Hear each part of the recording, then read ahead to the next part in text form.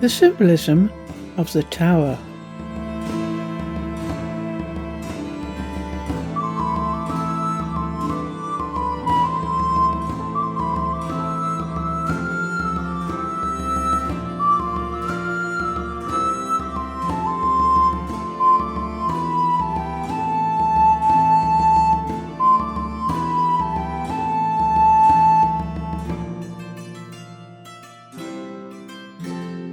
A tower is a symbol of a person's or institution's collection of accumulated knowledge and beliefs. Cut yourself off from humanity and you are said to be living in an ivory tower. Many religious institutions have used towers as a symbol of the religion itself. This tower is in Bukhara and used for the call to prayers.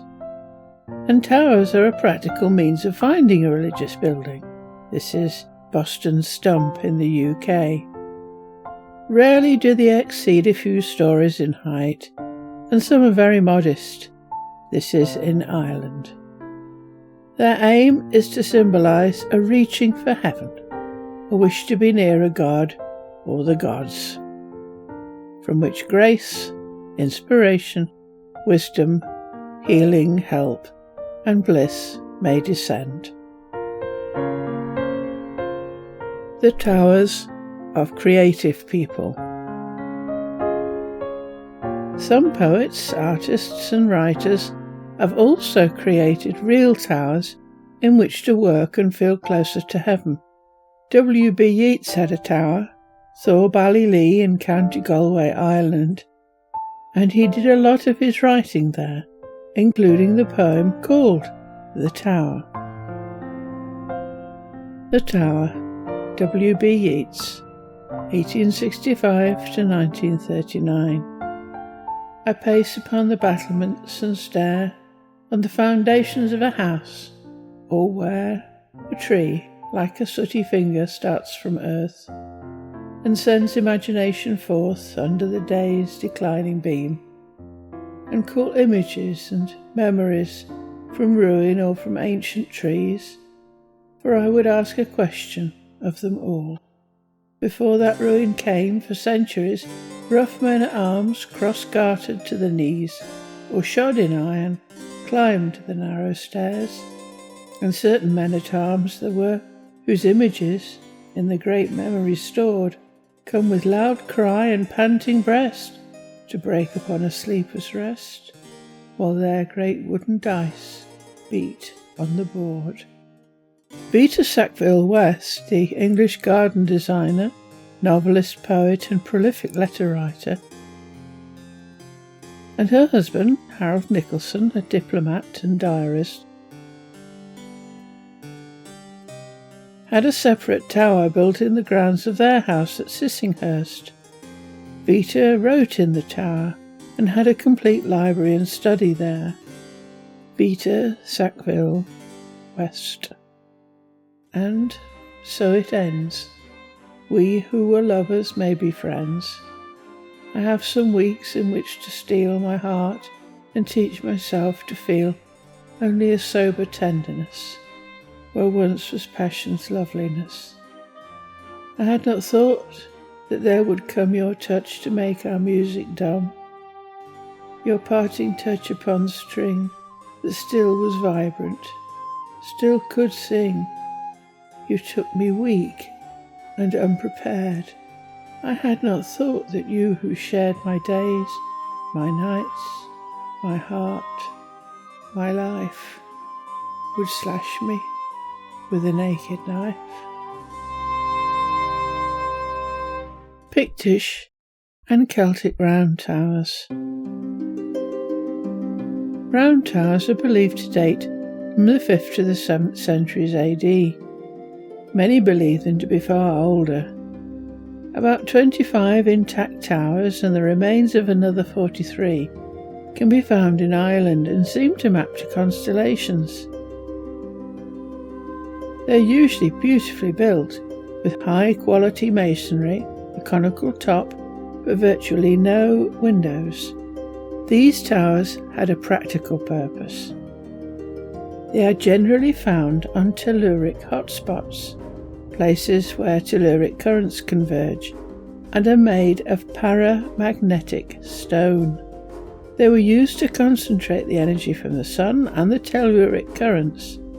Paramagnetic stone resonates in a magnetic field, producing sound, and sound can produce spiritual experiences. One of the technologies based on sound for just such a purpose is that of the hemisync approach, used, for example, by the Monroe Institute, and binaural beats. Out-of-body experiences can be initiated, and rebirth experiences are not unknown. In an experiment using a model of the Turlough Round Tower, it was soaked in a diamagnetic solution of Epsom salts and then allowed to dry naturally. Thin force lines spaced evenly at 1 millimetre appeared up the tower. On the conical roof at the top, the force line spiralled up to the point.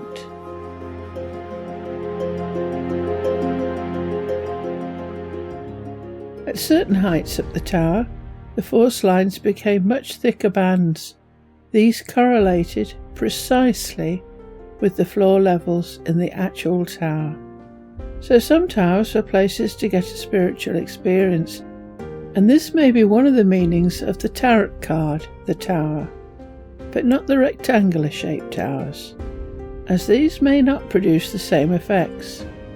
On the other hand, Rider-Waite clearly thought they did, which places many a religious tower with its bells in a new light. It is worth noting that metal structures stuck into the ground can redirect and attract telluric currents, like the Eiffel Tower, defying natural law and the intelligences. But the Tower of Babel has a different meaning. First, the story from the Bible, slightly shortened. The Tower of Babel, abridged, Genesis 11, authorized King James Version.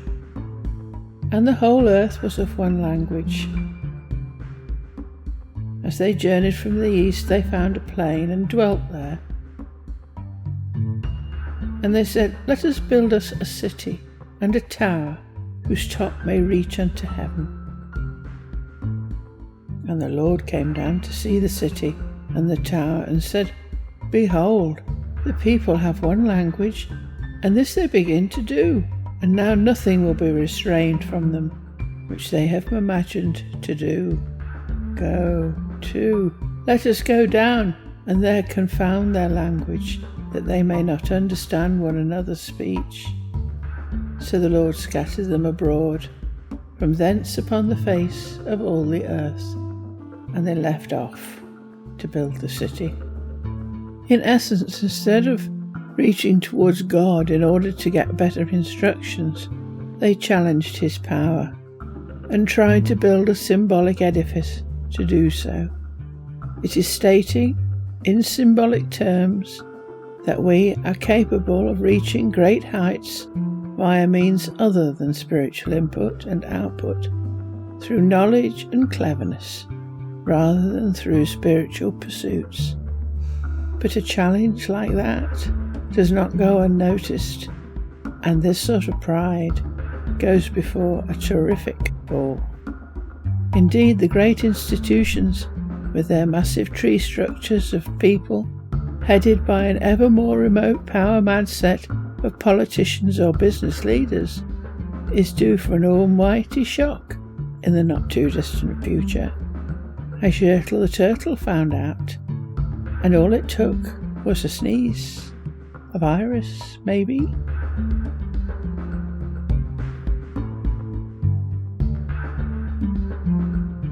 Leonard Cohen, Tower of Song, 1988. While my friends are gone, and my hair is grey, I ache in the places where I used to play, and I'm crazy for love, but I'm not coming on. I'm just paying my rent every day in the Tower of Song. I said to Hank Williams, how lonely does it get? Hank Williams hasn't answered yet, but I hear him coughing all night long. Oh, 100 floors above me, in the Tower of Song. I was born like this, I had no choice. I was born with the gift of a golden voice, and 27 angels from the great beyond. They tied me to this table, right here in the Tower of Song. So you can stick your little pins in that voodoo doll. I'm very sorry, baby, doesn't look like me at all. I'm standing by the window where the light is strong. Ah, they don't let a woman kill you, not in the Tower of Song. Now you can say that I've grown bitter, but of this you may be sure, the rich have got their channels in the bedrooms of the poor, and there's a mighty judgment coming. But I may be wrong. You see, you hear these funny voices in the Tower of Song. Leonard Norman Cohen, September the 21st, 1934 to November the 7th, 2016. Died aged 82. Rest in peace.